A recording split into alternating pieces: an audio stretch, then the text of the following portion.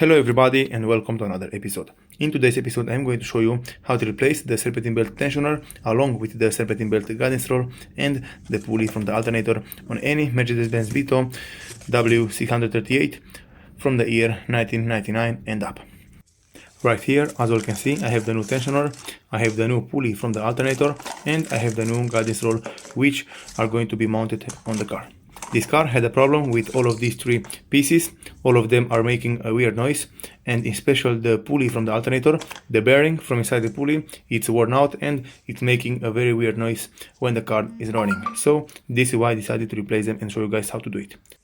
Right here I have an image with the serpentine belt mounting parts on this engine, and this is how you will also have to install it on your car. So if you remove it and you don't know how to put it back, you will have to follow this image, you'll have to follow this step, and you'll be able to put it back on the engine. Okay everybody, to begin this job I recommend all to lift the car up as high as you can. For example, in my case, I don't have to worry about it because I will have to lift it with the jack stand, and in my case I have the channel from underneath the vehicle where I'm going to stay, and in this way I'm going to work very easy on this engine. To begin this job, you'll have to remove the right wheel and put it away. Then you'll have to look for this huge plastic part which is mounted to the car with two bolts and one little metal part from underneath. So you'll have to remove those two bolts, those two screws. In my case, for example, I only have one because the other one is broken or is missing.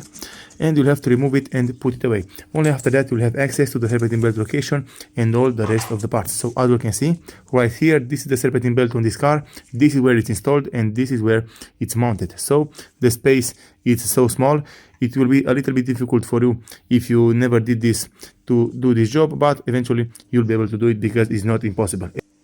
Just take your time and eventually you'll be able to do it very easy.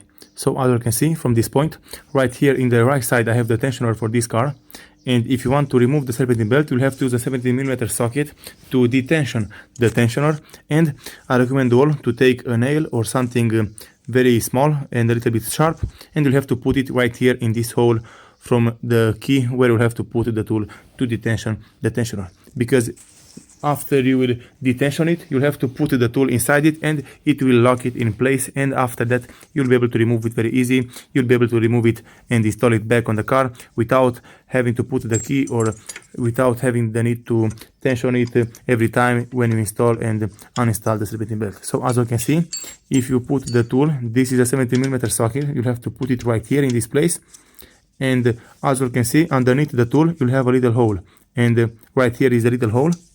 And I have this metal part. This is a special part, the special tool to block the serpentine belt or any tensioner. And as you can see, I'm putting it right here inside the hole, and with one hand I'm detensioning the tensioner. So just look what I'm doing. I'm pulling a little bit and I'm pushing the tool inside the tensioner, and as you can see now the tensioner is blocked. The tensioner is not moving anywhere, and from this position I'm able to remove the serpentine belt and I'm able to work on the tensioner very easy and safe. I don't recommend all to remove the serpentine belt completely because you don't have to. You will only have to remove it a little bit to have access to the bolts. Right here is the first bolt which is securing the tensioner, and in the right side onto the opposite side you'll have the second bolt which is securing the tensioner mounted to the car. And like I said earlier, you'll have to use an 8mm socket to remove the tensioner from the car.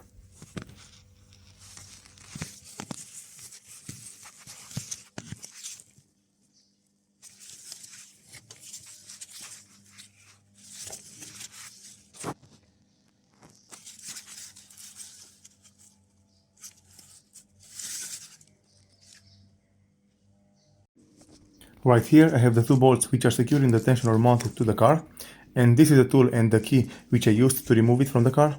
And as you can see from underneath, the tensioner it's coming out. It's only sitting right here in its place, and you'll have to wiggle it around. You'll have to make it came out from its place, and after that you'll have to remove it and install the new one in the exact way as you disassembled and as you removed the old one.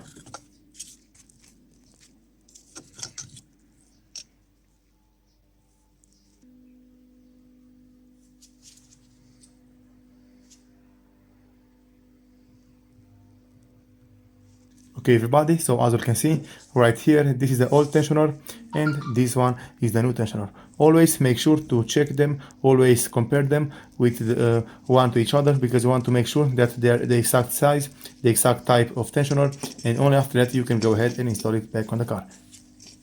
Just listen how the old one is sounding when I'm turning the guidance roll, and just listen for this one.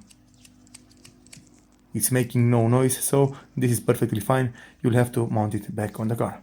Also, don't forget to not over tighten the bolts. You'll have to tie them until you'll feel that they are not moving anywhere, and that's it. Don't over tighten them because you don't want to break the bolts or strip the threads from inside the engine.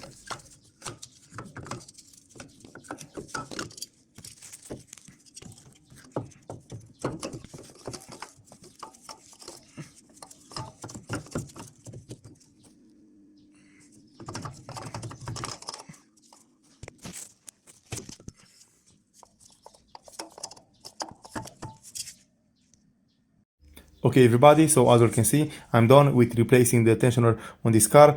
I tensioned the tensioner by removing the little nail which is mounted inside it to block it from not moving around. So as you can see, I removed the nail from these holes, and that's it. The tensioner is working perfectly fine, and from here I can move away and I can go ahead and replace the rest of the parts on this engine. So as you can see, right here at the top part, I'll have to remove the alternator, and also I have to remove the guidance rolls from the top using a 13mm socket or a 13mm key. So as you can see, you'll have to remove this plastic cap, and after that you'll have access to the bolt which is securing the guidance roll. Just to listen the noise which is making, and from here you'll have to use a tool, you'll have to use a key like this, and you'll have to remove it step by step. Don't rush, because it will take a little bit to remove it, because the space is so small and you don't really have enough room to work and push the tool back and forth.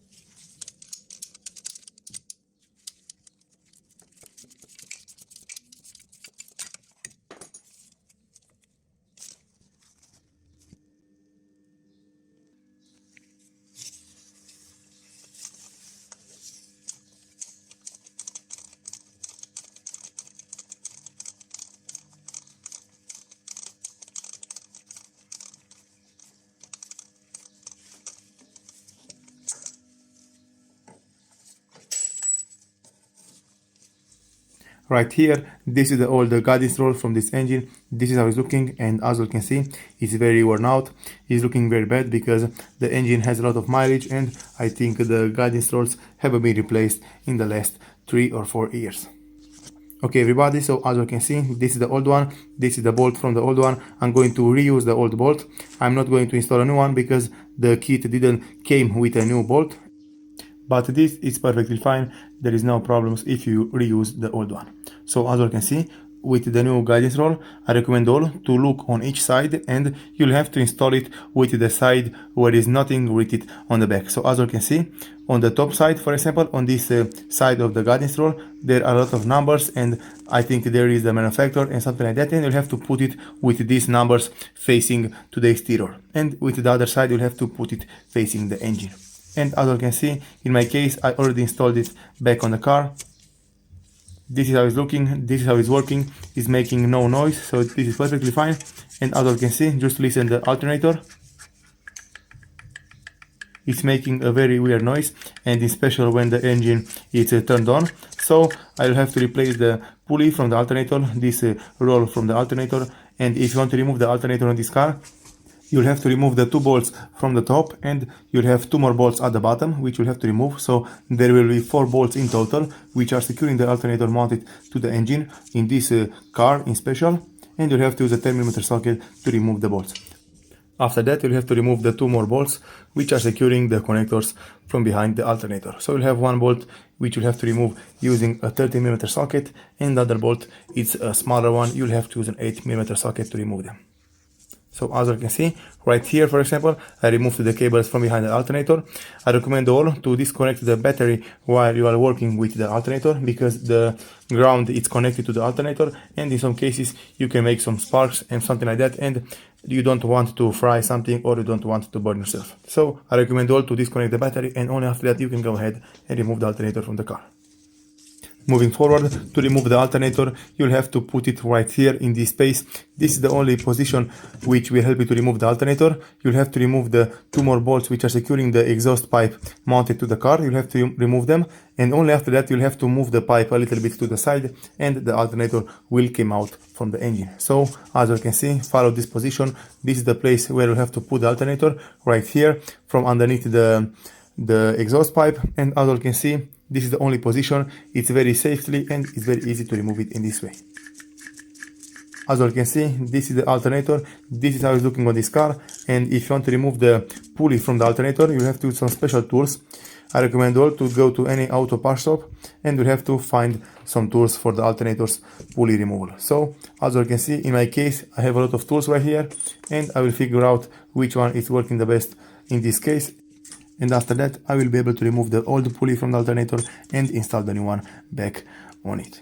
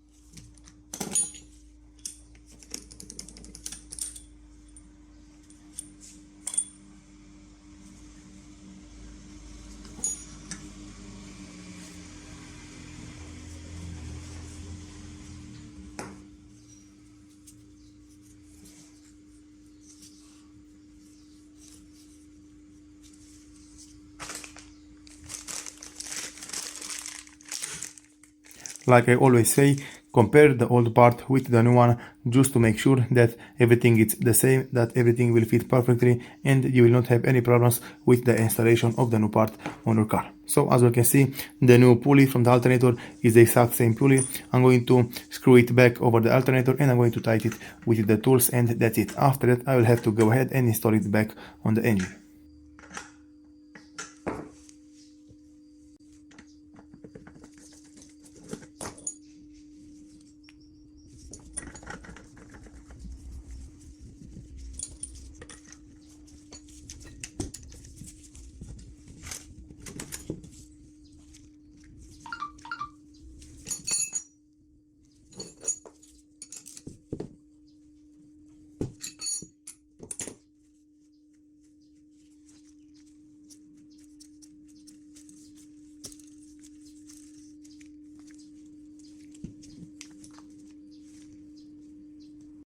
Okay everybody, so as you can see, I'm done with replacing all the parts on this engine. I replaced the pulley from the alternator, I replaced the guidance rods from the top, I replaced the tensioner on this car, and from here I'll have to start the car. This is the first time when I'm starting the car, and for example this is the premiere, and I'm going to show you guys how everything is working, how everything is sounding, and that's it.